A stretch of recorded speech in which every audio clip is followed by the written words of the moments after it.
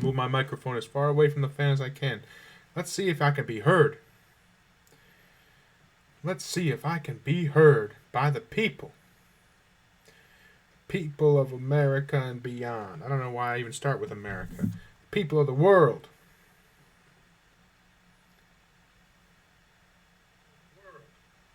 I can be heard. And my fan is annoying. I can be heard. And my fan is annoying.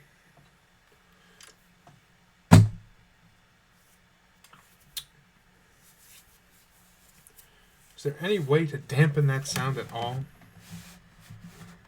Oh my goodness, it's so hot. It's gonna melt my computer streaming. But I can't afford a new one. This computer dies. So goes the channel. Because there ain't no way I'm buying a new laptop right now, a new computer.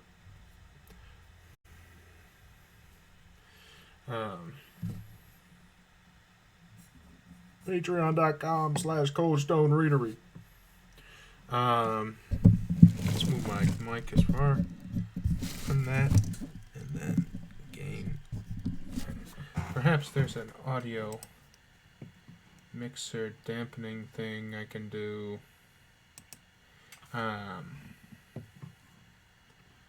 Convert to mono, compressor, noise gate, noise suppressor. Okay. Let's see how these sound.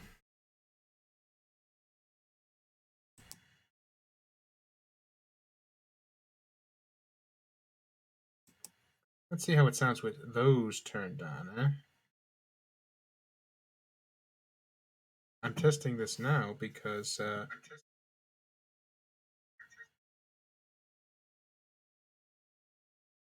you can't hear it at all.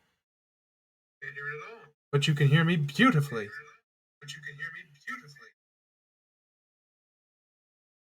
Wonderful. Wonderful, wonderful, wonderful. Well, I just started this stream, this let's read here of chapter 4 of Dorian Gray. A 45-minute mess up on my part where I was accidentally going without audio. I think that Twitch just updated something and I didn't glance down at the little microphone in the corner there of the Twitch Studios app and didn't notice that I was recording without audio. That's fine.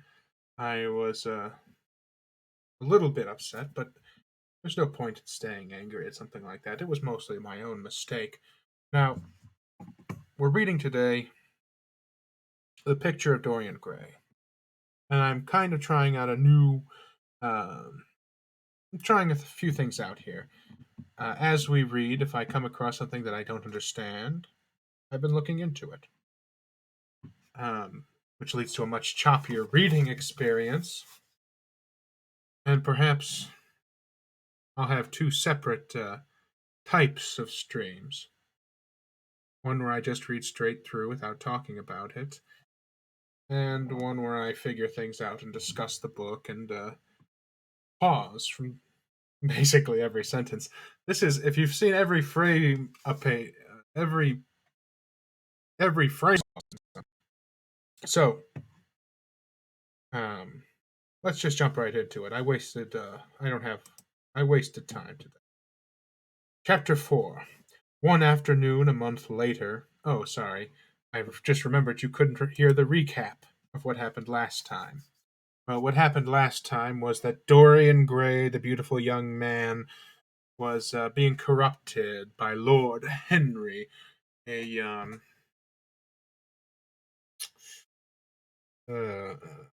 bit of a scoundrel. Taken away from his painter friend Basil Hallward and introduced to a new life of opulence, hedonism, and selfishness. Preached this philosophy by Lord Henry. My words aren't coming out right. Anyway, Basil Hallward, the painter, finished his picture of Dorian Gray, his titular picture, And Dorian Gray, having had his eyes open to the fleetingness of his youth, decided to bargain his soul away for the chance to be immortal rather than immortalized, to live forever young and have the picture wallow away, waste away in his stead.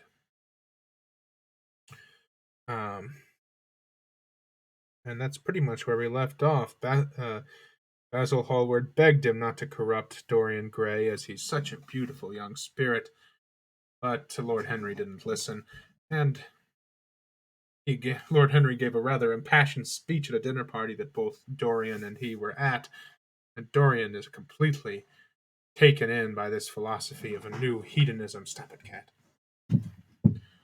Um, man, I missed it. You missed a couple of good shots of my cat last stream.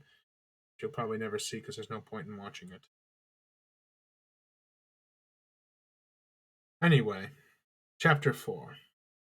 One afternoon, a month later, Dorian Gray was reclining in a luxurious armchair in the little library of Lord Henry's house in Mayfair.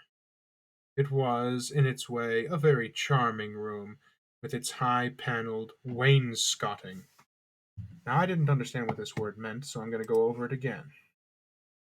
Wainscoting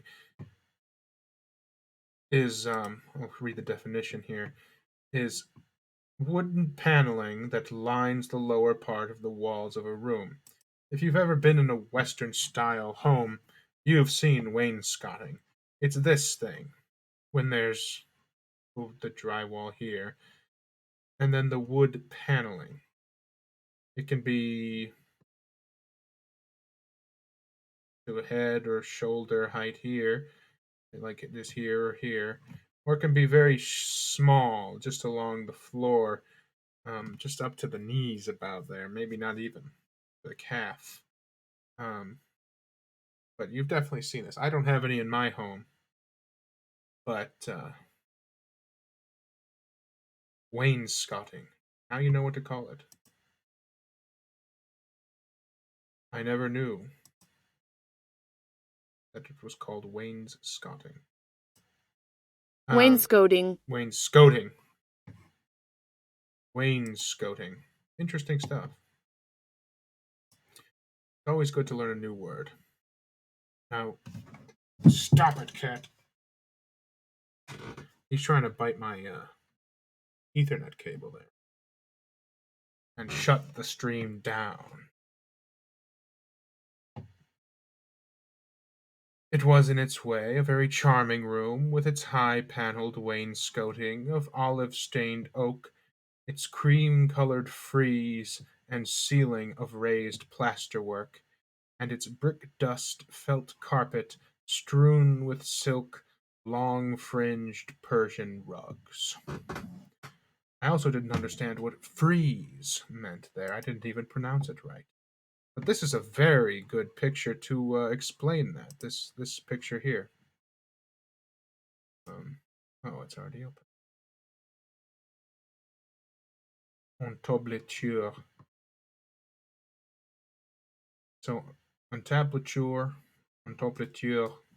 Missed a lot of French speaking I had to do. Whatever. I'll stop bringing up that past. The entablature here is made up of a few parts. Now, when you see pillars like this, we have the columns like this. It usually has an entablature on top. Now, the column is made up of seemingly two parts, as far as I can tell: the column and the capital, the top, the decorated top. I never knew to call that the capital, but now I know. Now, resting on top of the capital, horizontally, is the architrave. Architrave. Let's remind myself. Architrave. Architrave.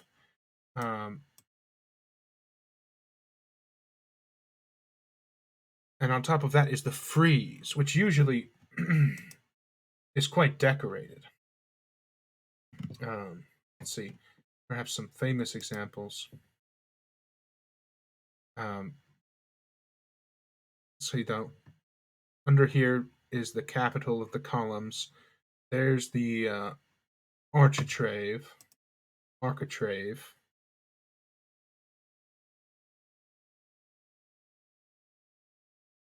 the architrave here, right here. And this here is the frieze. Now, I believe that on top of the frieze, cornice, or nice Cornice. cornice. I believe that technically this would be the cornice, but it also said that it's usually attached to a ceiling. So it might just be this part up here is the cornice. All of this being the frieze. And I'm not even sure if that's technically a cornice. Let's see, this would be a better example. I see. So the cornice is this part here, the frieze, and then the cornice. The column, capital, architrave, frieze, and cornice. Now, I never knew any of this, but it's very interesting stuff. Well, not very, but it's good to know the words for it. You see it all the time. You see these things everywhere. Column, the capital, the architrave, the frieze, and the cornice. The cornice, like the. I had a word. I had an analogy, but I've lost. Anyway, back to the book. I'll restart that. And if anyone ever doesn't understand anything, that's the perk of being a live viewer. If you don't understand a word or a concept brought up in the text, put it in the chat, ask about it, and we can look into it. If I think I know the answer, I'll give what I think. But I didn't know anything about columns and on what rests on top of them. Anyway, it was, in its way, a very charming room, with its high-panelled wainscoting of olive-stained oak, its cream-coloured frieze and ceiling of raised plasterwork, and its brick-dust felt carpet strewn with silk, long-fringed Persian rugs. On a tiny satinwood table stood a statuette by Clodion, and beside it lay a copy of Les Cent Nouvelles, bound for Margaret of Valois by Clovis Eve, and powdered with the gilt daisies that the Queen had selected for her device. I also didn't understand a word this sentence meant either, but I looked into it. Now, I read quite a bit of Margaret's Wikipedia article here, but she was a very intelligent woman, traveled around a lot in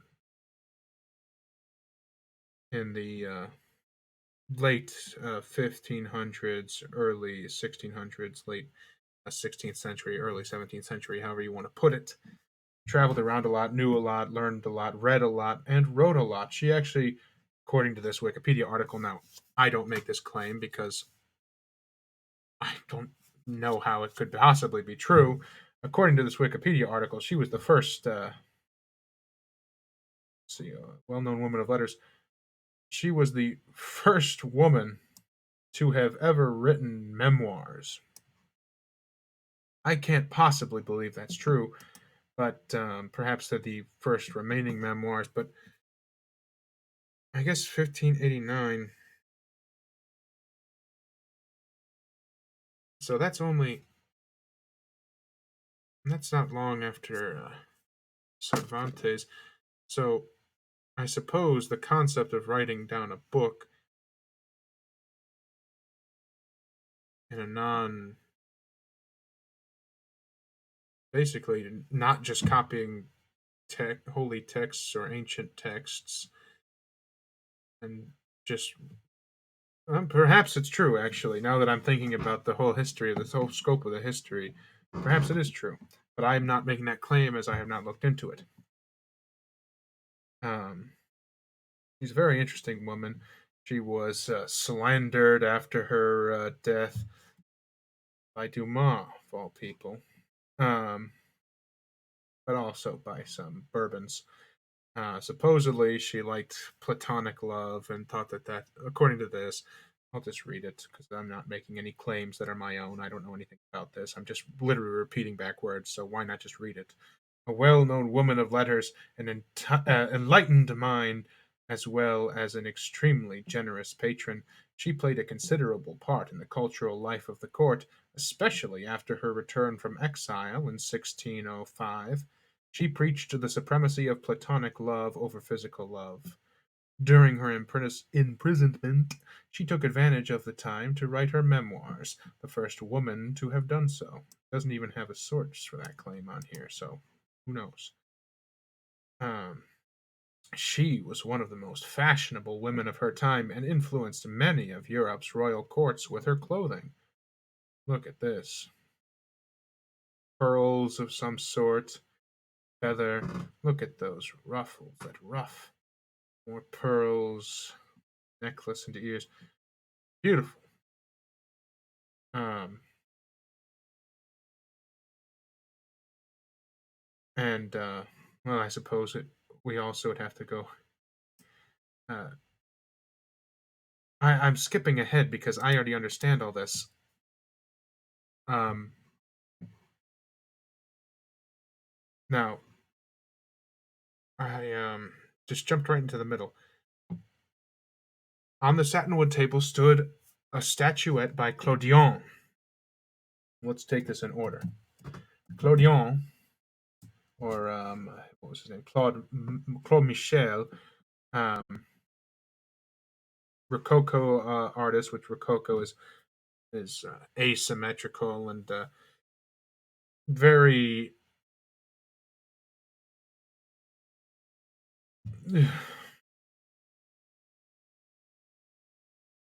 very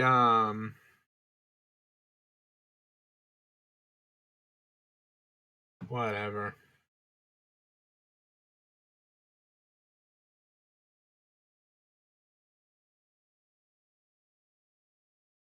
Okay, that was a good nap.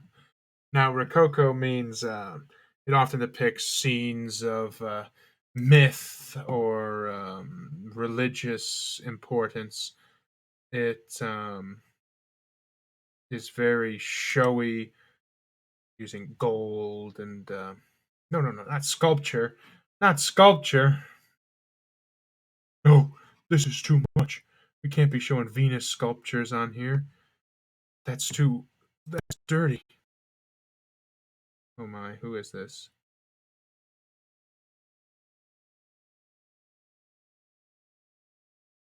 Wow, let's see what Radioactive FL says. Hi, sorry for bothering you. I want to offer promotion of your channel. Viewers, followers, views, chatbots, etc. The price is lower than any competitor. The quality is guaranteed to be the best. Flexible and convenient order management panel, chat panel. Everything is in your hands. A huge number of custom settings. Go to Streamrise. No, thank you, sir. I will pass. Now, Claude Michel, uh, we don't need to know too much about him, I don't think. But let's look at his statuettes. Because something similar to this,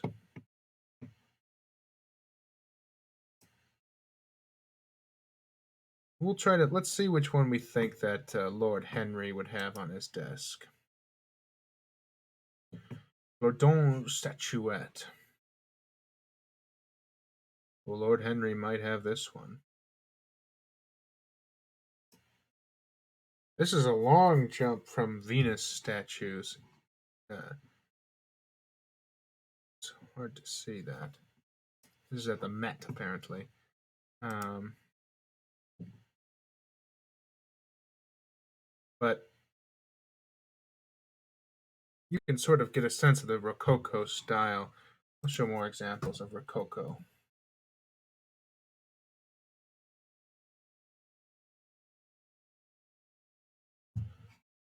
Rococo. Oh, oh my goodness.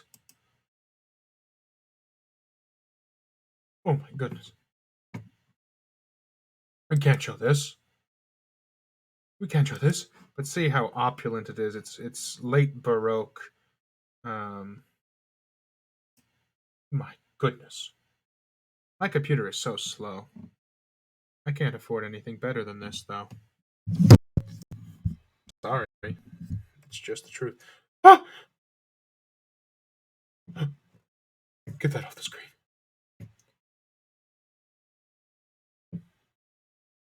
But yeah, you've seen this before, probably. Not seen it in person, maybe, but you understand Rococo after looking at this. Very Amadeus. Very yeah, I think Amadeus is in style. The palace in Amadeus, I should say. I can't remember. It's been a while since I've seen it, but you kind of get the picture. It's asymmetrical. It's very showy. Lots of gilding and statues in action, paintings of scenes occurring. Um, ooh, ooh, um,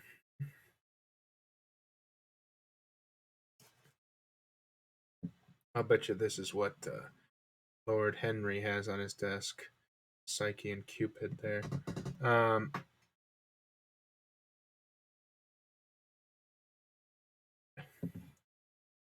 but yes, so he has a statuette stood on the satinwood table, and beside it a copy of Les Cent Nouvelles. Now, Les Cent Nouvelles, I've not been able to figure that out. What that is. The French side of Google has been treacherous to me, trying to figure that out. As far as I could tell, it's a book. It's definitely a book, as it was bound for our friend Margaret of Valois, Margaret de Valois, uh, by Clovis Eve, who was a bookbinder. So there's a statue and a book that probably looks like this, as it says it was powdered with gilt daisies that the queen had selected for her device. So it probably looked. Imagine, say, for example, um, we'll just say this statue, this statuette, is sitting on this tiny sandalwood table next to this book, and you have a sense of the scene. So let's read it again. On a tiny satinwood table stood a statuette by Clodion, and beside it lay a copy of Les Cent Nouvelles, bound for Margaret of Valois by Clovis Eve, and powdered with the gilt daisies that the queen had selected for her device. Some large blue china jars and parrot tulips were ranged on the mantel shelf, and through the small leaded panes of the window streamed the apricot colored light of a summer day in London. Parrot tulips. Lord Henry had not yet come in. He was always late, on principle. His principle being that punctuality is the theft of time. Oh my, that's beautiful. So next, some china jars with these very, very flashy tulips here. Um, oh my goodness. So probably more something like this. Very colorful, very bright. Okay. Uh, That I was just going to show them. I wasn't even going to acknowledge it, but they caught my eye so much. I recommend looking them up if you're just listening. Anyway, Lord Henry had not yet come in.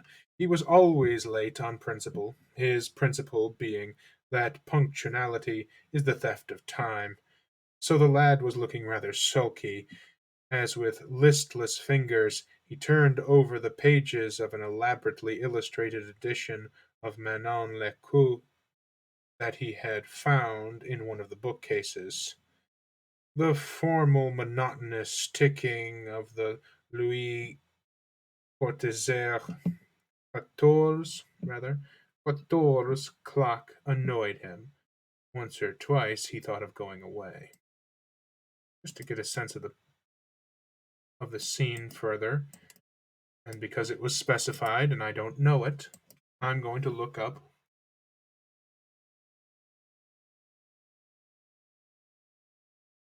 No, whatever. Uh, we don't need to know. It's the elaborately illustrated edition of Manon Le. Okay, why not? Let's go. A story set in France and Louisiana in the early 18th century. Hmm. So it's a love story, apparently, or a story of lovers. But that's not the important part, I suppose. Um, so he's just flipping through this. I don't want to call it trashy, as I've never read it. Toin de Prévost. Uh, Première partie. So he's flipping through this, uh, looking at these illustrations, probably. These exact illustrations, I would assume. Looking at this. Now he's just flipping through it, so I'm not even going to look at the text. He may know it, but I don't. He may or may not know. He may or may not have read it. He's just flipping through, and probably his eyes are caught by these images. Uh-oh. Somebody's dead. Oh! When he hears the clock by Louis XIV.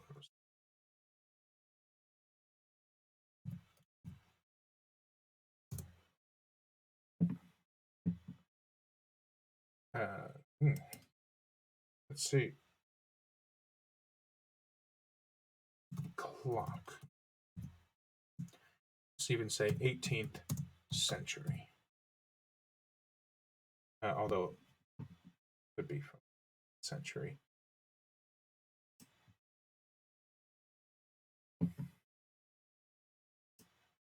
Oh, Louis the 16th. 14, yeah. So he's rather annoyed by the ticking of a clock of this sort. At last he heard a step outside, and the door opened. "How late you are, Harry," he murmured. "I am afraid it is not Harry, Mr. Gray," answered a shrill voice. He glanced quickly round and rose to his feet. "I beg your pardon. I thought you thought it was my husband. It is only his wife. You must let me introduce myself. I know you quite well by your photographs. I think my husband has got 17 of them." "Not 17, Lady Henry." "Well, 18 then. And I saw you with him the other night at the opera." She laughed nervously as she spoke, and watched him with her vague, forget-me-not eyes. She was a curious woman, whose dresses always looked as if they had been designed in a rage and put on in a tempest. She was usually in love with somebody, and as her passion was never returned. She had kept all her illusions. She tried to look picturesque, but only succeeded in being untidy. Her name was Victoria, and she had a perfect mania for going to church. Okay. That was at Lohorgren, Lady Henry, I think. Yes, it was at dear Lohorgren. I like Wagner's music better than anybody's. It is so loud that one can talk the whole time without other people hearing what one says. That is a great advantage. Don't you think so, Mr. Gray?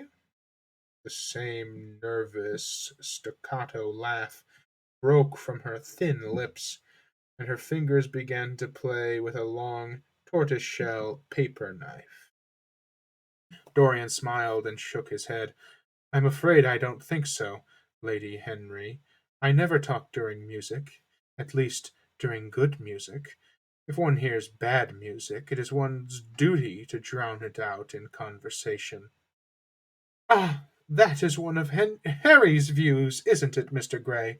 I always hear Harry's views from his friends. It is the only way I get to know of them. But you must not think I don't like good music. I adore it, but I am afraid of it. It makes me too romantic. I have simply worshipped pianists. Two at a time, sometimes, Harry tells me. I don't know what it is about them. Perhaps it is that they are foreigners. They all are, ain't they? Even those that are born in England become foreigners after a time, don't they? It is so clever of them, and such a compliment to art. Makes it quite cosmopolitan, doesn't it? You have never been to any of my parties, have you, Mr. Gray? You must come. You have never been. Oh, wait. I can't afford orchids, but I spare no expense in foreigners. They make one's rooms look so picturesque. But here is Harry. Harry, I came in to look for you, to ask you something. I forget what it was, and I found Mr. Gray here. We have had such a pleasant chat about music. We have quite the same ideas. No, I think our ideas are quite different. But he has been most pleasant. But I am so glad I've seen him. I am charmed, my love, quite charmed, said Lord Henry, elevating his dark, crescent-shaped eyebrows and looking at them both with an amused smile. So sorry I am late, Dorian. I went to look after a piece of old brocade in Wardour Street and had to bargain for hours for it. Nowadays, people know the price of everything and the value of nothing. Now, I don't know what brocade is. Now, once again, very famous Oscar Wilde quote. Nowadays, people know the price of everything and the value of nothing. Brocade is a class of richly decorated shuttle-woven fabrics, often made in colored silks and sometimes with gold and silver threads. I see. Now, what would this be used for, this fabric? Uh, oh, it looks like it could be made into a dress. Could be used for anything, I suppose. Well, brocade is I see, a very intricate fabric there. Let's see. Very similar to, what's his name? I don't think that they're exactly this, but I think that, what's his name? Lalo Salamanca's shirt looks similar to this in Better Call Saul. Just an example. I'm afraid I must be going, exclaimed Lady Henry, breaking an awkward silence with her silly, sudden laugh. I have promised to drive with the Duchess. Goodbye, Mr. Gray. Goodbye, Harry. You're dining out, I suppose. So am I. Perhaps I shall see you at Lady Thornbury's. I dare say, my dear, said Lord Henry, shutting the door behind her as, looking like a bird of paradise that had been out all night in the rain, she flitted out of the room, leaving a faint odor of frangipani. Then he lit a cigarette and flung himself down on the sofa. He's always flinging himself down on the sofa. Frangipani. Perfume made of flower. Let's see. Um,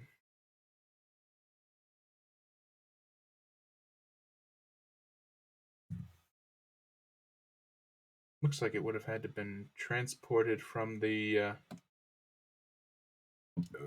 Bahamas to her. So it would be. I think it's a very fine perfume. Nowadays, it's like it's coming for $80. Sephora. I think I even saw it on a Walmart here. Whatever. But Island Flower. So it would have been probably rather pricey. Uh, uh, Never marry a woman with straw-colored hair, Dorian, he said after a few puffs. Why, Harry? Because they are so sentimental. But I like sentimental people. Never marry at all, Dorian. Men marry because they are tired. Women because they are curious. Both are disappointed. I don't think I am likely to marry, Harry. I am too much in love. That is one of your aphorisms. I am putting it into practice, as I do everything that you say. Oh my. Terrible thing. Not a good idea.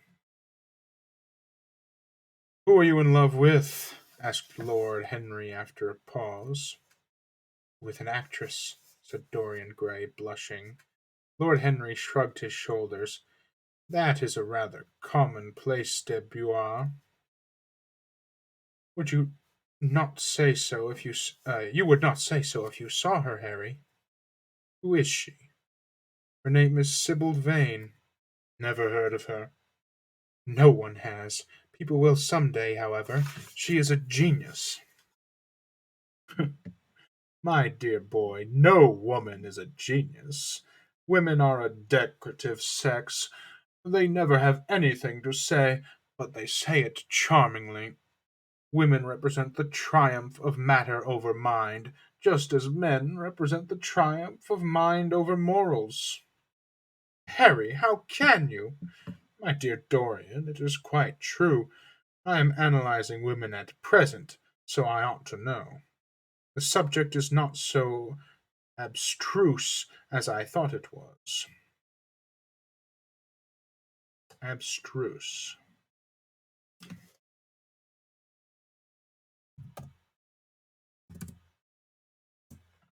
Let's see.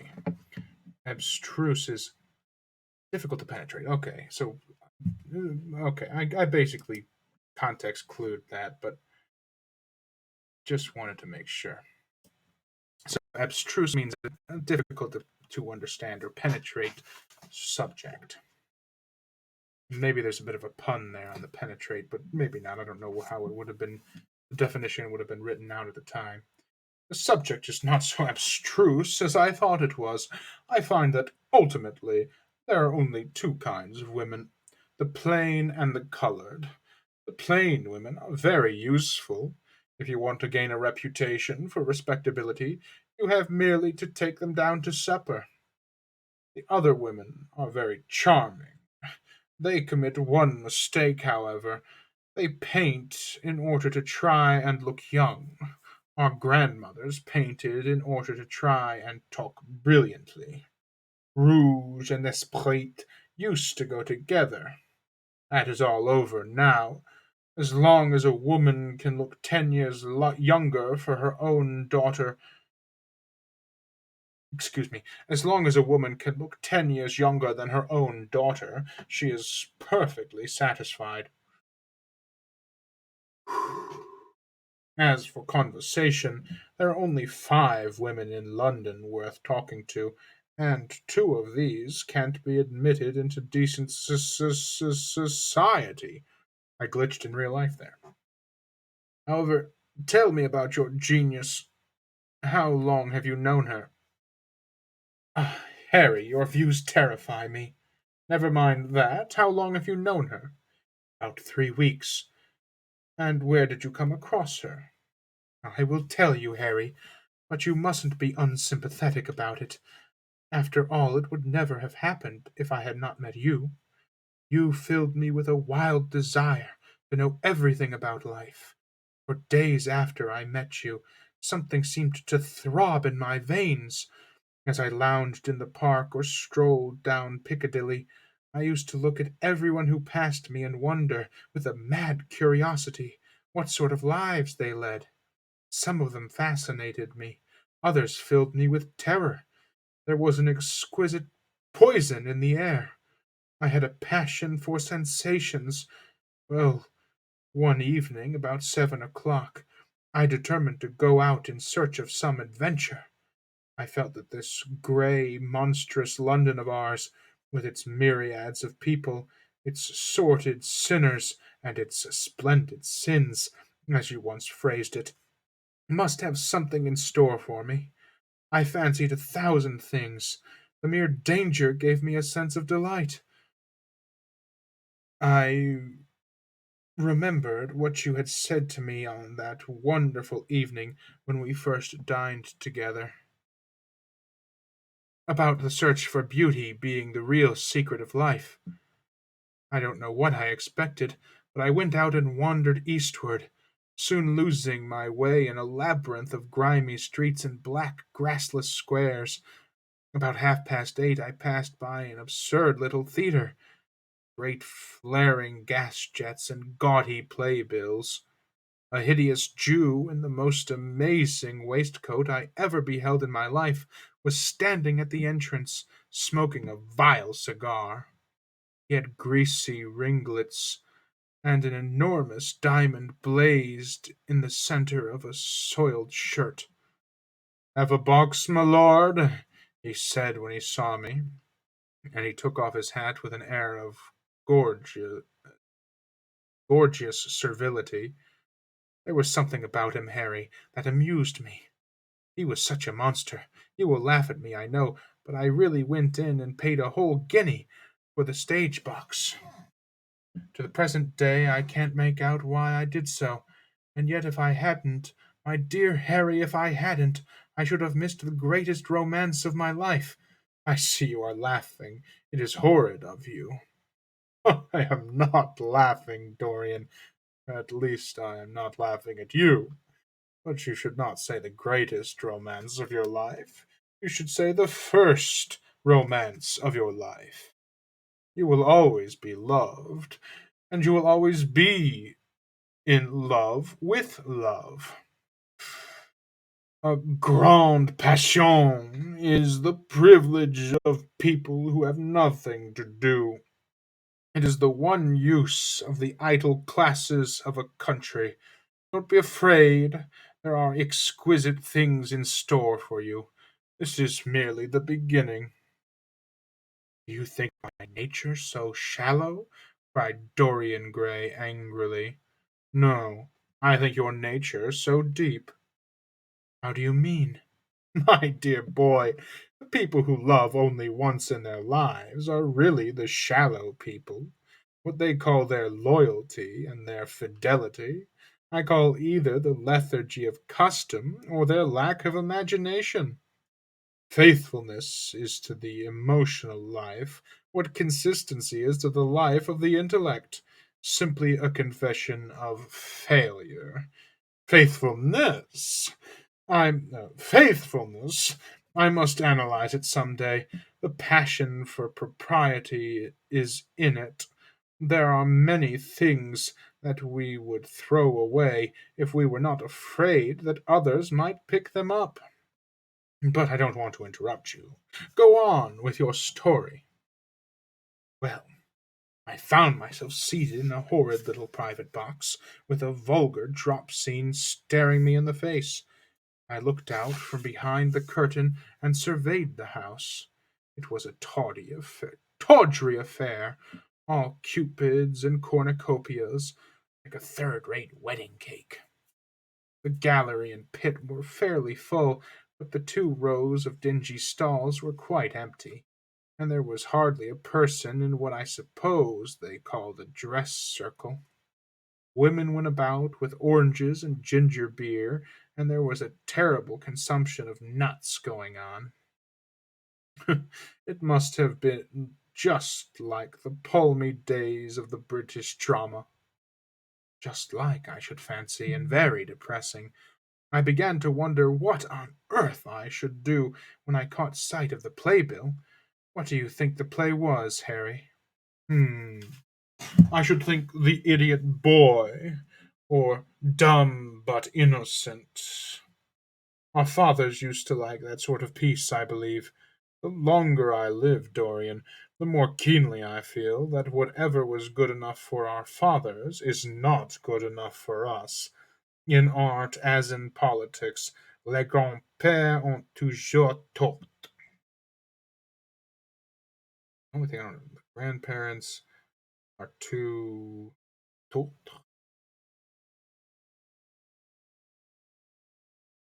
Wrong.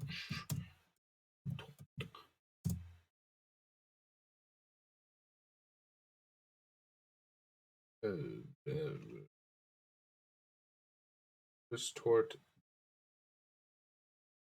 twisted, wrong, too wrong, or too short, always wrong. Grandfathers are always wrong.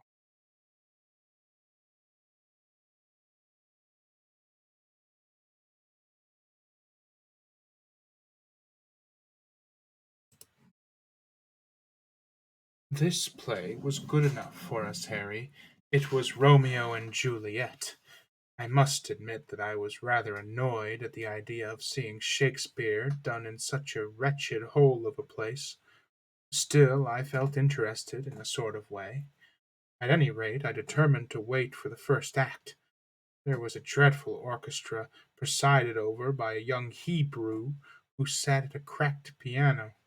It nearly drove me away. But at last the drop scene was drawn up. The play began. Romeo was a stout elderly gentleman, with corked eyebrows, a husky tragedy voice, and a figure like a beer barrel. Mercutio was almost as bad. He was played by the low comedian, who had introduced gags of his own, and was on most friendly terms with the pit. They were both as grotesque as the scenery, and looked as if they had come out of a country booth. And that looked as if it had come out of a country booth.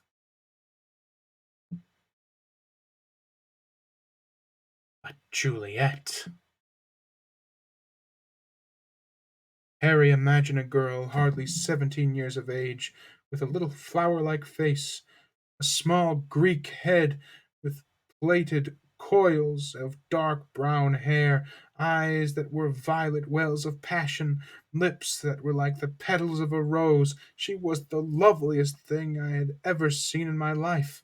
You said to me once that pathos left you unmoved, but that beauty, mere beauty, could fill your eyes with tears. I tell you, Harry, I could hardly see the girl for the mist of tears that came across me. And her voice! I never heard such a voice. It was very low at first, with deep, mellow notes that seemed to fill singingly upon one's ear. Then it became a little louder, and sounded like a flute, or a distant hautbois. What's a hautbois?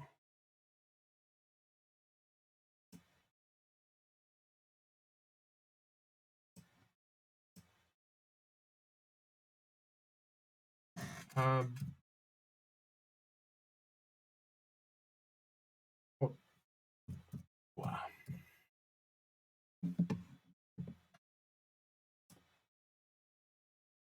Oboe. Oboe. Oh boy. Or distant oboe. I see.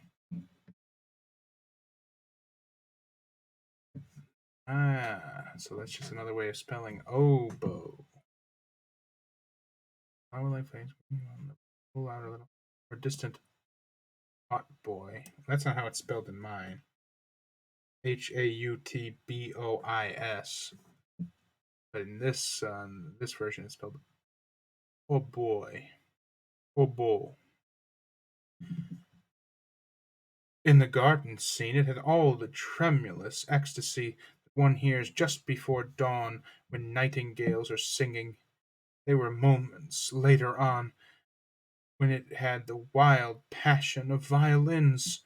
You know how a voice can stir one. Your voice and the voice of Sybil Vane are two things that I shall never forget. When I close my eyes, I hear them, and each one of them says something different. I don't know which to follow. Why should I not love her? Harry, I do love her. She is everything to me in life. Night after night I go to see her play. One evening she is Rosalind, and the next evening she is Imogen. I have seen her die in the gloom of an Italian tomb, sucking the poison from her lover's lips. I have watched her wandering through the forests of Arden, disguised as a pretty boy in hose and doublet and dainty cap. She has been mad, and has come into the presence of a guilty king, and given him rue to wear and bitter herbs to taste of. She has been innocent, and the black hands of jealousy have crushed her like reed-like throat. I have seen her in every age and in every costume. Ordinary women never appeal to one's imagination. They are limited to their century. No glamour ever transfigures them. No one knows their minds as easily as one knows their bonnets. One can always find them. There's no mystery in any of them. They ride in the park in the morning and chatter at tea parties in the afternoon. They have their stereotyped smile and their fashionable manner. They are quite obvious. But an actress! How different an actress is! Harry, why didn't you tell me that the only thing worth loving is an actress? Because I have loved so many of them, Dorian. Oh, yes, horrid people with dyed hair and painted faces. Don't run down dyed hair and painted faces. There is an extraordinary charm in them sometimes, said Lord Henry. I wish I had not told you about Sybil Vane. You could not have helped telling me, Dorian. All through your life you will tell me everything you do. Yes, Harry, I believe that is true. I could not help telling you things. You have a curious influence over me. If I ever did a crime, I would come and confess it to you. You would understand me. People like you, the willful sunbeams of life, don't commit crimes, Dorian. But I am much obliged for the compliment, all the same. And now tell me, reach me the matches, like a good boy. Thanks. What are your actual relations with Sybil Vane?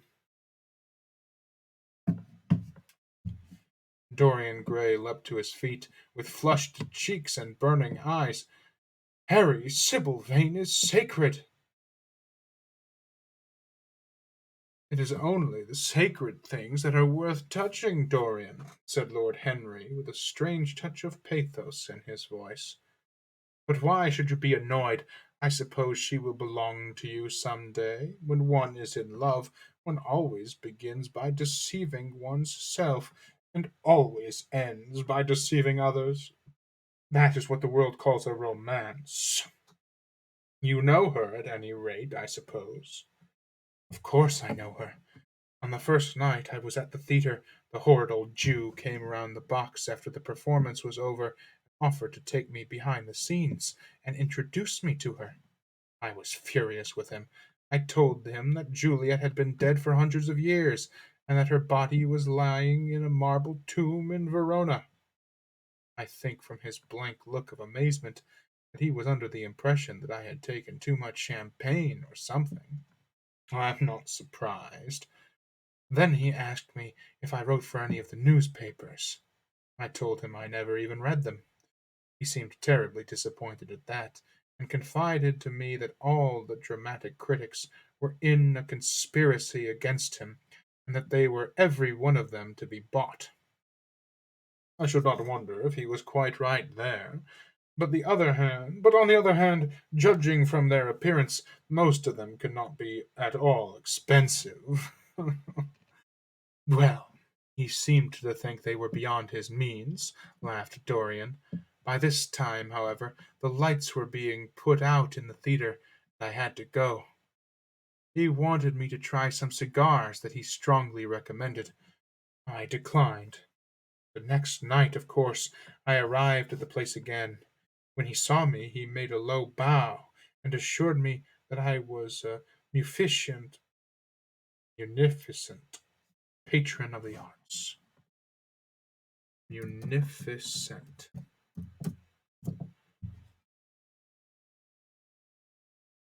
Munificent. Very liberal or giving, in giving or bestowing. So very generous, munificent, generous, giving person. Okay. A munificent person is a giving person. Munificent. I'm munificent with my love. I love you all.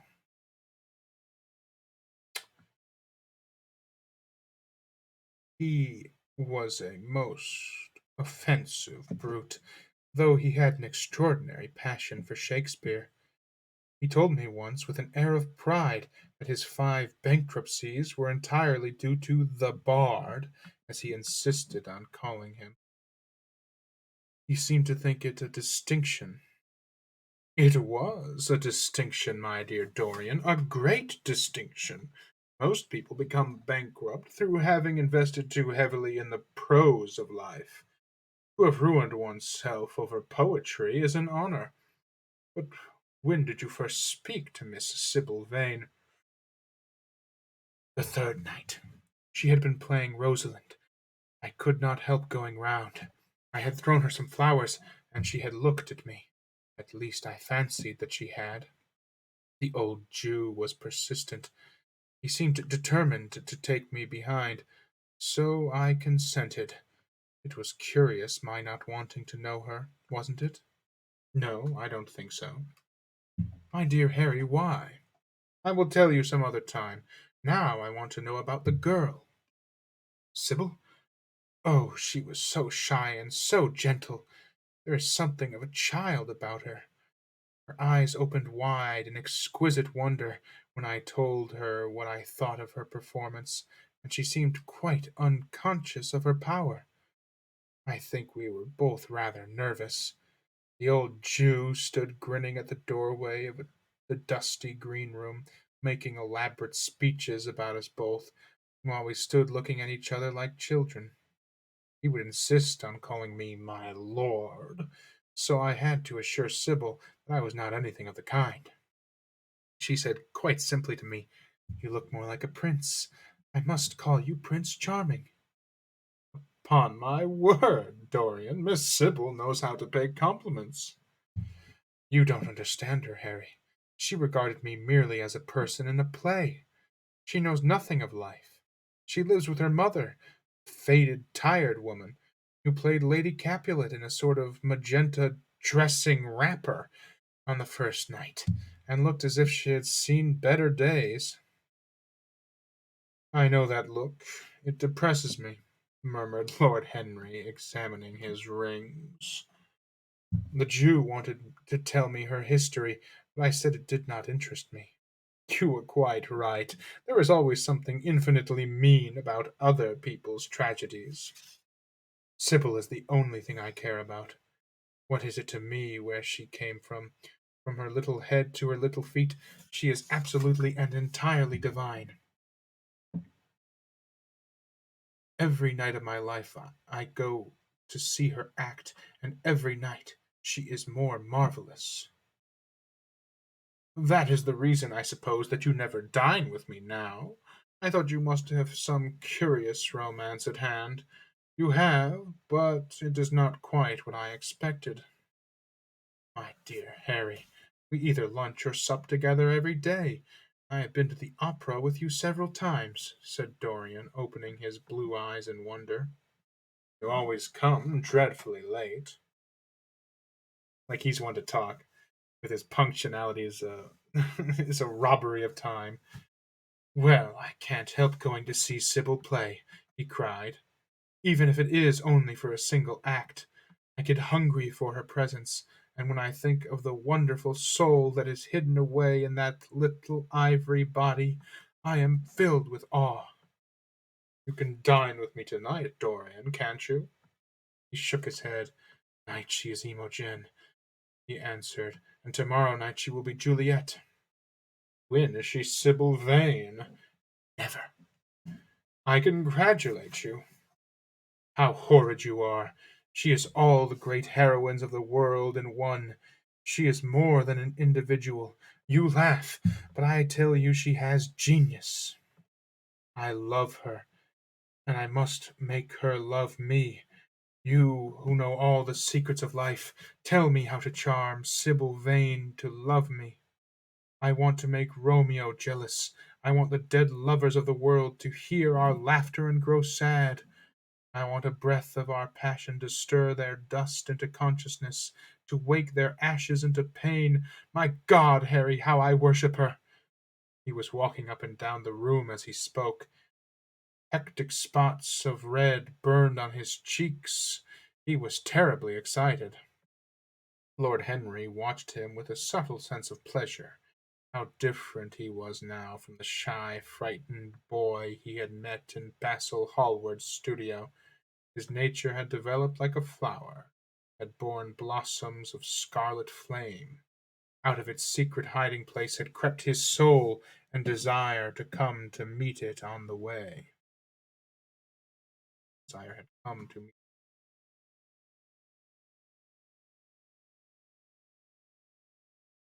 And what do you do? And what do you propose to do? Said Lord Henry at last.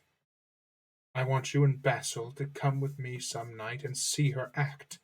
I have not the slightest fear of the result. You are certain to acknowledge her genius. Then we must get her out of the Jew's hands.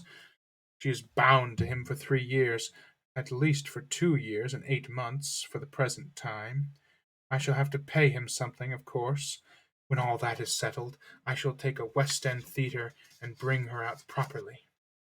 She will make the world as mad as she has made me. That would be impossible, my dear boy. Yes, she will. She has not merely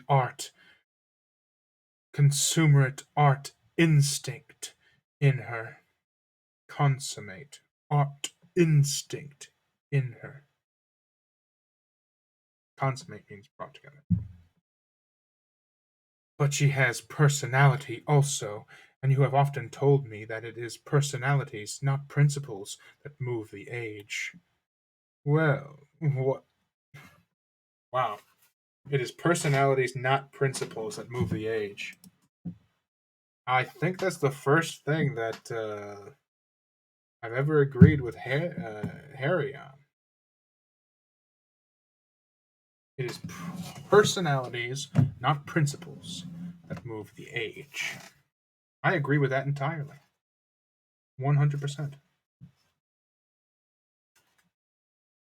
Well, what night shall we go? Let me see. Today is Tuesday. Let us fix tomorrow. She plays Juliet tomorrow. All right. The Bristol at 8 o'clock, and I will get Basil. Not 8, Harry, please. 6:30. We must be there before the curtains rise. You must see her in the first act, where she meets Romeo. 6:30? What an hour! It would be like having a meat tea or reading an English novel. It must be 7.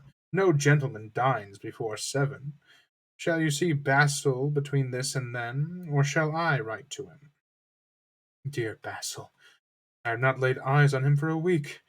It is rather horrid of me, and he has sent me my portrait in the most wonderful frame, specially designed by himself, and, though I am a little jealous of the picture for being a whole month younger than I am, I must admit that I delight in it. Perhaps you had better write to him. I don't want to see him alone. He says things that annoy me. He gives me good advice. There's nothing as depressing as good advice. Lord Henry smiled. People are very fond of giving away what they need most themselves. It is what I call the depth of generosity. Oh, Basil is one of the best of fellows. Basil is the best of fellows, but he seems to me to be just a bit of a Philistine. Since I have known you, Harry, I have discovered that. Basil, my dear boy, puts everything that is charming in him into his work. The consequence is that he has nothing left for life but his prejudice, his principles, and his common sense. The only artists I have ever known who are personally delightful are bad artists. Good artists exist simply in what they make, and consequently are perfectly uninteresting in what they are. A great poet, a really great poet, is the most unpoetical of all creatures, but inferior poets are absolutely fascinating. The worse their rhymes are, the more picturesque their look. The mere fact of having published a book of second-rate sonnets makes a man quite irresistible. He lives the poetry that he cannot write. The others write the poetry they dare not realize. I wonder, is that really so, Harry? Said Dorian Gray, putting some perfume on his handkerchief out of a large gold-topped bottle that stood on the table. Must be, if you say it. And now I am off. Imogen is waiting for me. Don't forget about tomorrow. Goodbye. Oh, kitty. Kitty, kitty, kitty. He's down there nudging my leg with his cold nose. You stinky kitty. Oh, let's take a little cat break here for a second. Oh, kitty. Kitty, kitty. Look at the camera, kitty. Look at it. This is Tai Lung, by the way. The real Tai Lung from the Kung Fu Panda movie. He's the inspiration for that character, and he acted that character. He was the voice actor and the inspiration, and he really can do all the stuff. And they just mocapped him into the Kung Fu Panda movie. And Kung Fu Panda 4 was not good. It was mid. Kung Fu Panda 4 was mid. Anyway, as he left the room, Lord Henry's heavy eyelids drooped, and he began to think. Certainly few people had ever interested him so much as Dorian Gray, and yet the lad's mad adoration of someone else caused him not the slightest pang of annoyance or jealousy. He was pleased by it. It made him a more interesting study. He had been always enthralled by the methods of natural science, but the ordinary subject matter of that science had seemed to him trivial and of no import. And so he had begun by vivisecting himself, as he had ended by vivisecting others. Human life had appeared to him the one thing worth investigating. Compared to it, there was nothing else of any value.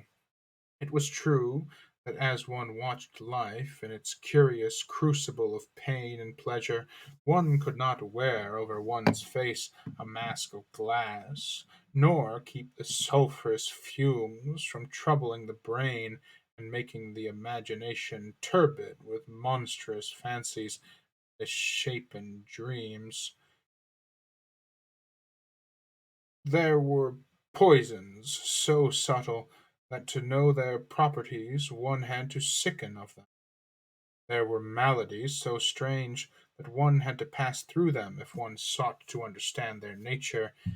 And yet What a great reward one received! How wonderful the whole world became to one! To note the curious, hard logic of passion and the emotional, colored life of the intellect. To observe where they met and where they separated, and at what point they were in unison, and at what point they were at discord. There was a delight in that. What matter was the what matter what the cost was? One could never pay too high a price for any sensation. He was conscious, and as the thought brought a gleam of pleasure into his brown, agate eyes, agate. I don't quite agate. I don't. I can't place that word. Hmm. It's a descriptor of the color. Common semi-precious silica mineral. Agate.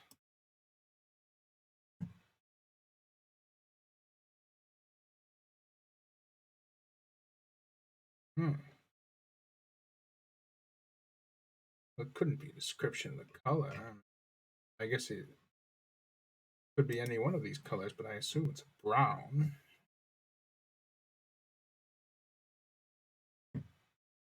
It's quartz, essentially. Um, my goodness. Why does Google beg to know your location every time? You don't know already? Agate.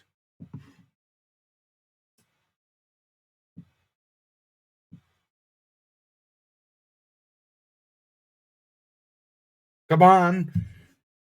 Okay, it's agate. I have decided.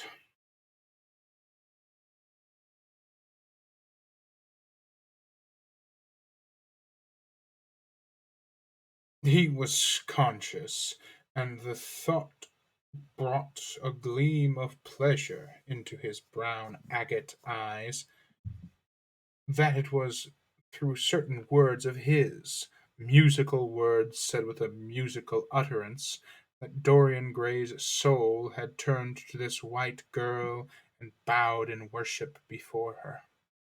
To a large extent, the lad was his own creation. He had made him premature. That was something. Ordinary people waited till life disclosed to them its secrets. But to the few, to the elect, the mysteries of life were revealed before the veil was drawn away. Sometimes this was the effect of art, and chiefly the art of literature, which dealt immediately with the passions and the intellect. But now and then a complex personality took the place and assumed the office of art, was indeed in its own way a real work of art, life having its elaborate masterpieces just as poetry has, or sculpture, or painting. Yes, the lad was premature. He was gathering his harvest while it was yet spring. The pulse and passion of youth were in him, but he was becoming self-conscious. It was delightful to watch him, with his beautiful face and his beautiful soul. He was a thing to wonder at. It was no matter how it all ended, or was destined to end. He was like one of those gracious figures in a pageant or a play, whose joys seem to be remote from one, but whose sorrows stir one's sense of beauty, and whose wounds are like red roses. Soul and body, body and soul, how mysterious they were! There was an animalism in the soul, and the body had its moments of spirituality. The senses could refine and the intellect could degrade. Who could say where the fleshy impulse ceased or the physical impulse began? How shallow were the arbitrary definitions of ordinary physiologists, psychologists rather, ordinary psychologists, and yet how difficult to decide between the claims of the various schools. Was the soul a shadow seated in the house of sin? Or was the body really in the soul, as Giordano Bruno thought? The separation of spirit from matter was a mystery, and the union of spirit with matter was a mystery also. He began to wonder whether he could ever make psychology so absolute as whether we could ever make psychology so absolute a science that each little spring of life would be revealed to us. As it was, we always misunderstood ourselves and rarely understood others. Experience was of no ethical value, it was merely the name men gave to their mistakes. Moralists had, as a rule, regarded it as a mode of warning, had claimed for it a certain ethical efficacy in the formation of character, had praised it as something that taught us what to follow and showed us what to avoid. But there was no motive power in experience. It was as little of an active cause as conscience itself. All that it really demonstrated was that our future would be the same as our past, and that the sin we had done once, with loathing, we would do many times, and with joy. It was clear to him that the experimental method was the only method by which one could arrive at any scientific analysis of the passions, and certainly Dorian Gray was a subject made to his hand, and seemed to promise rich and fruitful results.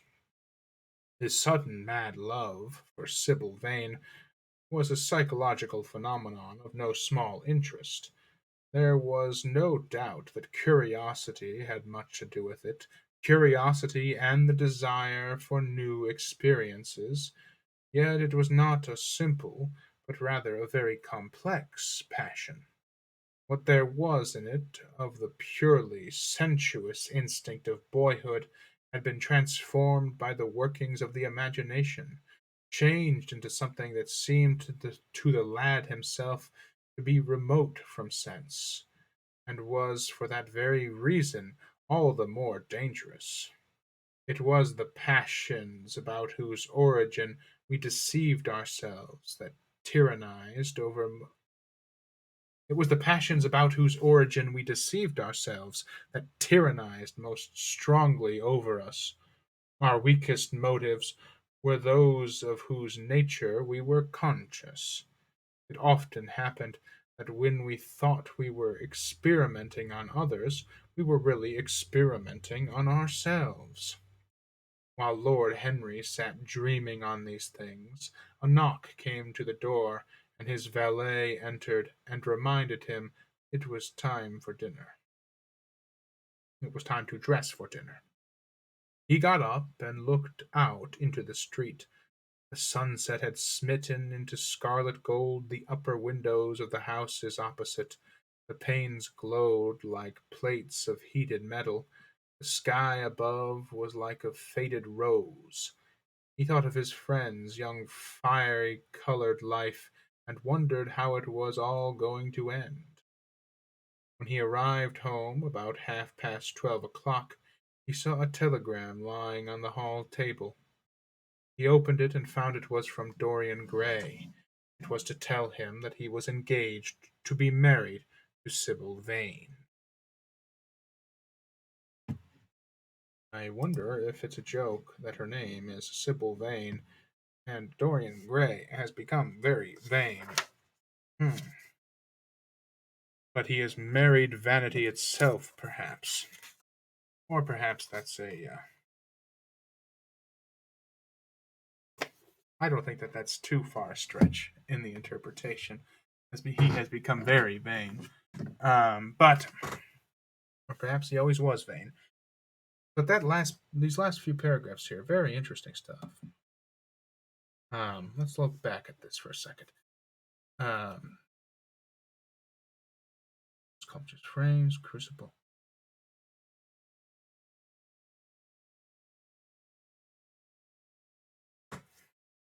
Who's conscious?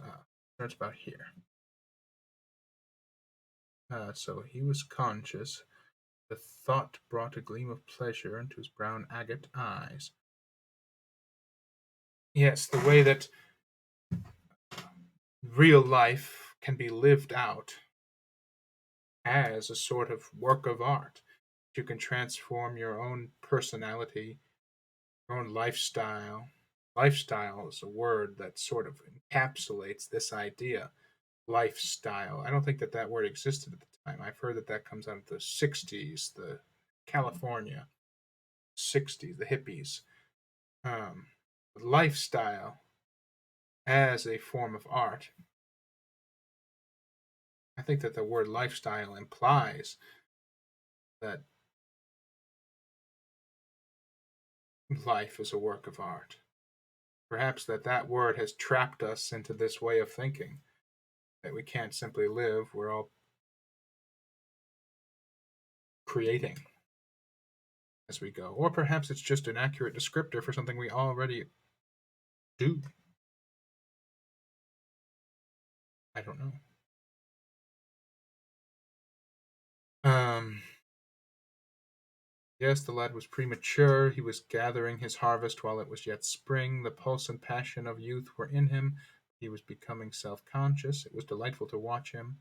With his beautiful face and his beautiful soul, he was a thing to wonder at. No matter how it all ended, or was destined to.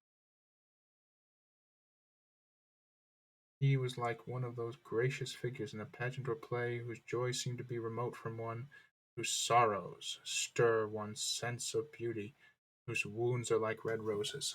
So there's a Lord Henry is very cat-like. He's very catty. He's just watching Dorian Gray like a cat watching a mouse play, but not even quite like that, because I don't get the sense that he wants to eat Dorian Gray, but rather he just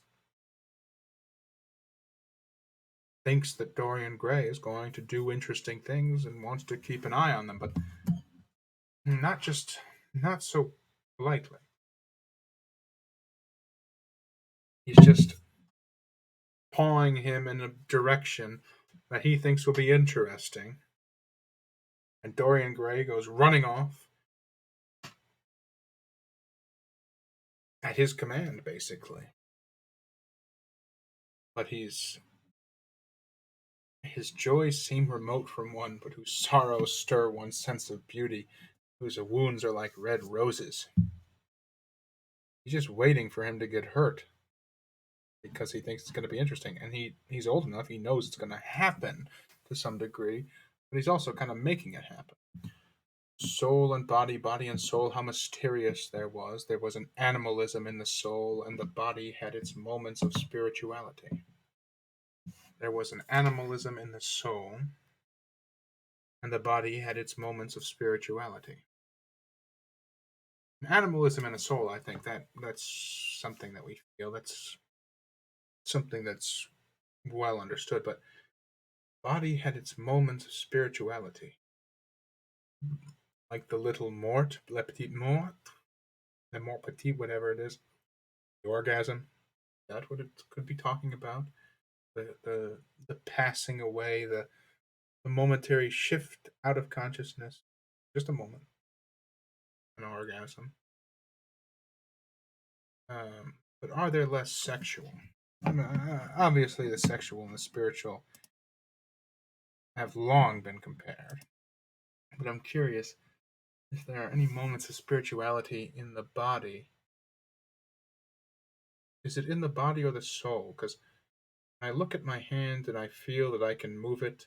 I've had moments where just the movement, the ability of my mind to just move my finger, to just command my own body. I just become conscious of that, acutely conscious of that, briefly. It's not all the time I'm thinking of it, but sometimes I'll just look at my hand and just move it, try to move it as subtly as I possibly can. Because I can. Because I can control my body as of now. A moment like that might be moments of spirituality in the body. But that also could be coming from the soul. Hmm. The senses could refine and the intellect could degrade. Who could say where the fresh impulse ceased, where the physical impulse began? How shallow were the arbitrary definitions of ordinary psychologists? The shallowness of ordinary scientists of any sort. And yet, how difficult to decide between the claims of various schools. Was the soul a shadow seated in the house of sin, or was the body really in the soul? Giordano Bruno thought. Now, I don't know who this person is, and I honestly don't really feel the time or the need to look into him at the moment. But if you're curious, anybody happens to watch this and knows, I am curious, let me know. But don't just Google it and then tell me what that says. If you know, and you can explain it to me well and not just copy paste Wikipedia, I'd be very interested to know. But at the moment, I'm going to wrap up the stream soon. I just wanted to look over these last few paragraphs, and I don't think that we need to go on a tangent. The separation of spirit from matter was a mystery, and the unison of spirit with matter was a mystery also. Like I just said, is it the body or the soul that is astonished by my hand moving? He began to wonder whether we could ever make psychology so absolute a science that each little spring of life would be revealed to us. I think about that all the time. When we are first shoving as much information as we could into these large language models or AI, I dream that one day we can get a sophisticated enough computer that isn't, I'm not saying it will give us the answers, but rather it will lay out information in such a, not concise because it will be a huge amount of information, but in such a orderly and complete way where we'll be able to verify or dismiss, not necessarily dismiss, but what's the opposite of verify? I guess dismiss, not dismiss, disprove. That we'll be able to look life square in the face because all the information of life will be in one place. It won't probably be able to prove much, but it will be able to point out a lot of hypocrisy and contradictions in just everyday thinking, everyday views of reality. Human beings, I think, even myself, I'm not saying I'm exempt from them. I am a human being, as Mark Zuckerberg famously lied about. But I'm not lying, as far as I know.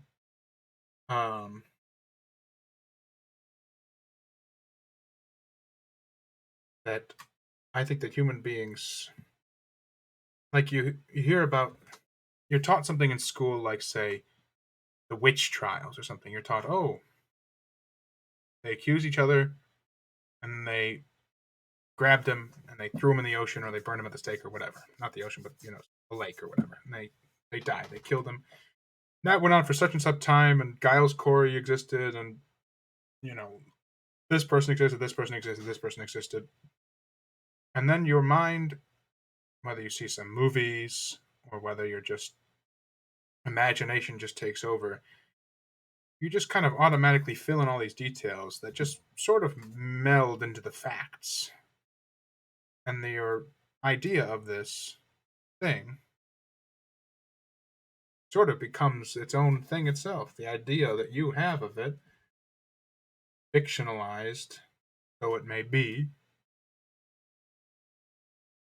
uh,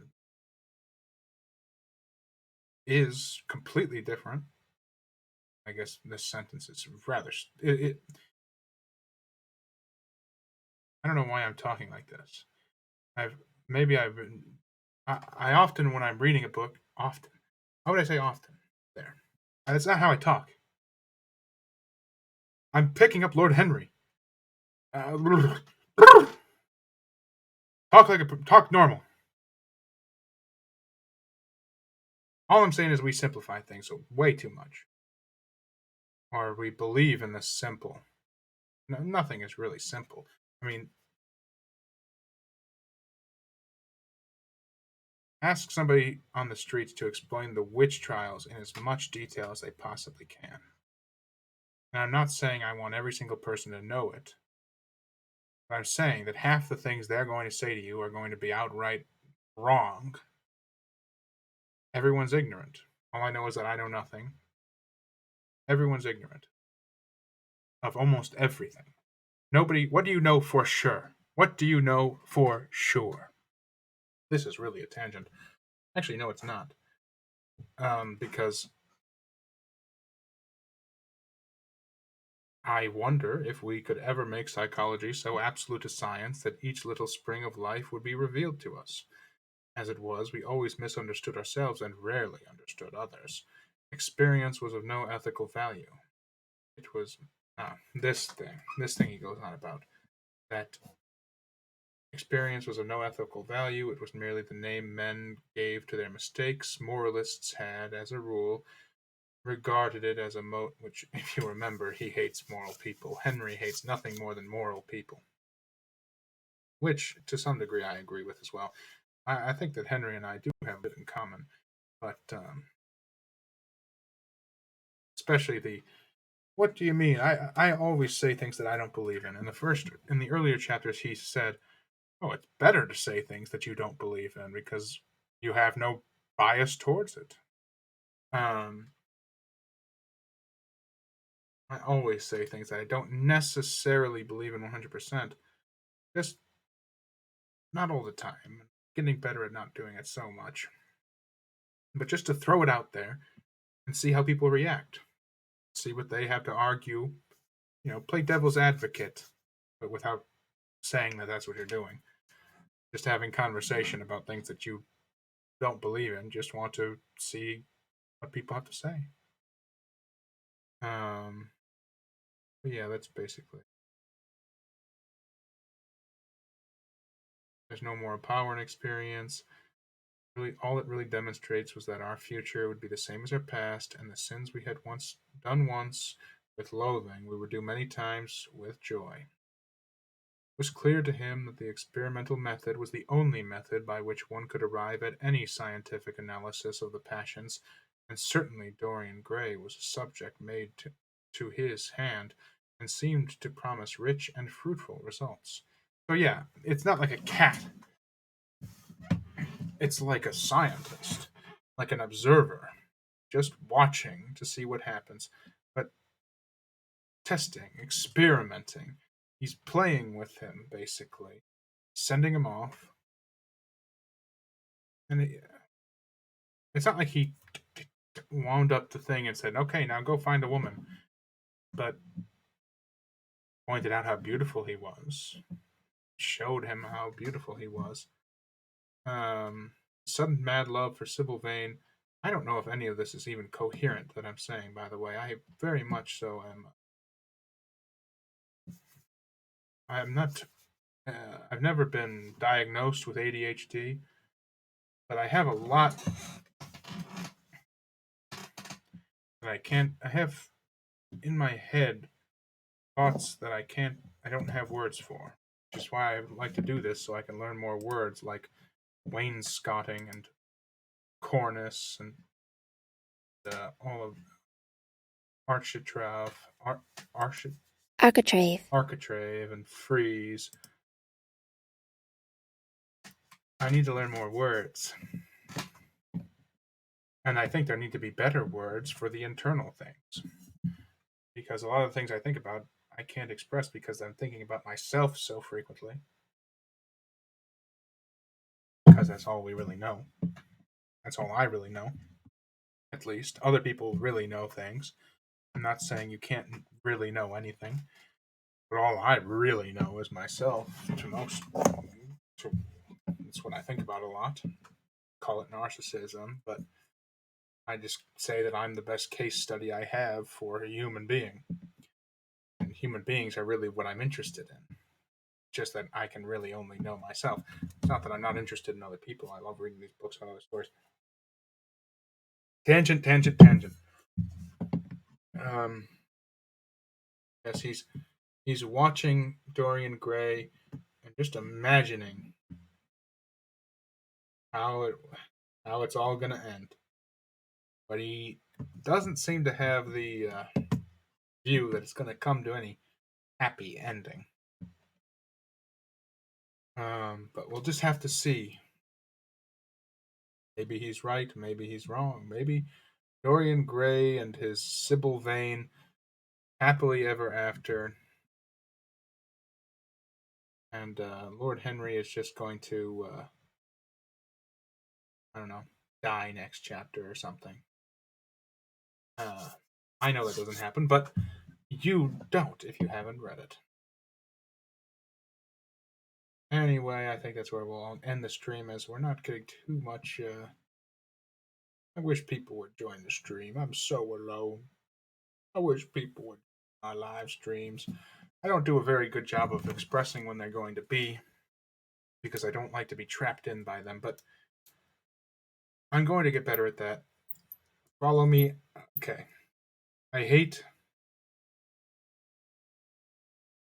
uh, I hate self-promoting this stuff because it's all in the bios and all. But just so you understand, if you don't, I'm just gonna say it so you don't have to go looking through the page to find if any of these things are true. I do have Twitter. It's Coldstone Tweets. Probably should just change it to. I think Coldstone Readery is also mine, but Coldstone Tweets. It's there that I say, okay, the stream's gonna come soon, but I'll get better at saying it earlier than 20 minutes before the stream.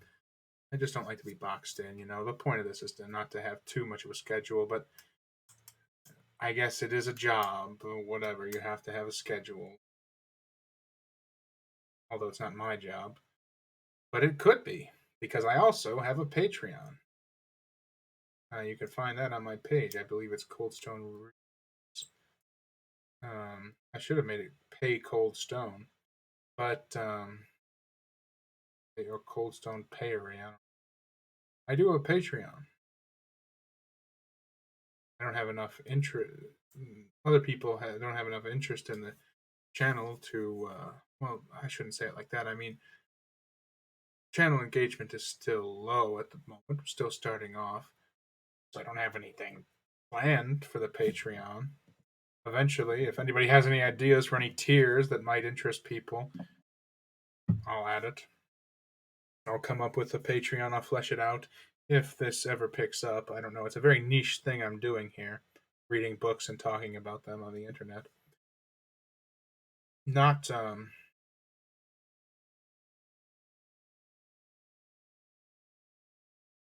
not the most popular streams on the internet. I doubt they ever will be, but actually they will be. I'll show you all. One day, everyone. These words.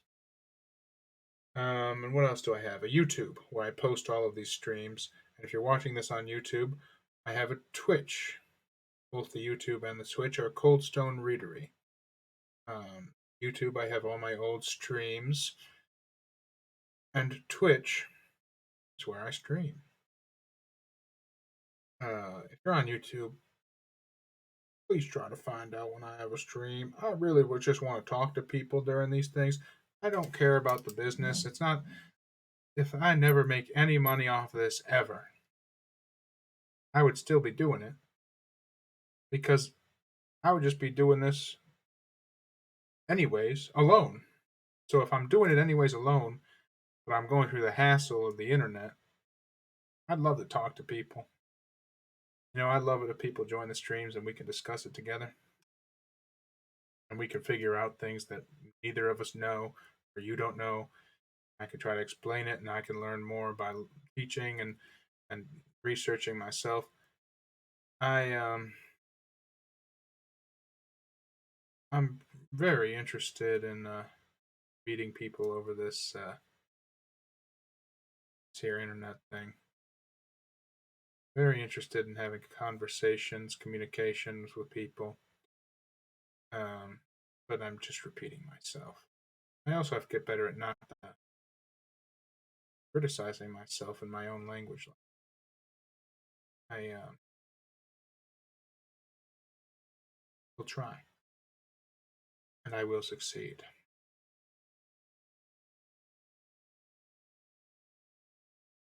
Anyway, sorry that this stream. If you were here in the beginning, you know that this stream started 45 minutes before this as a what very well could be called the lost stream, silent stream, because I don't know if I'll ever post it to YouTube. Maybe as an unlisted video, maybe not. Um, but this one will be on YouTube very shortly. So I think all that's left to say is good night. Good night. I hope you enjoyed the researching throughout structure because it's not an audiobooks channel. This is not an audiobook. It's a learning channel. Good night. Good night. I love you. Good night. I don't know if it's a good thing for me to say I love you. I don't want to encourage the parasocial relationship thing. I don't love you. I don't know you. I don't love you any more than I love all of humanity. I do love all of humanity quite a bit. So, I suppose it's accurate to say that I love you like Lord Henry loves Dorian Gray. Good night.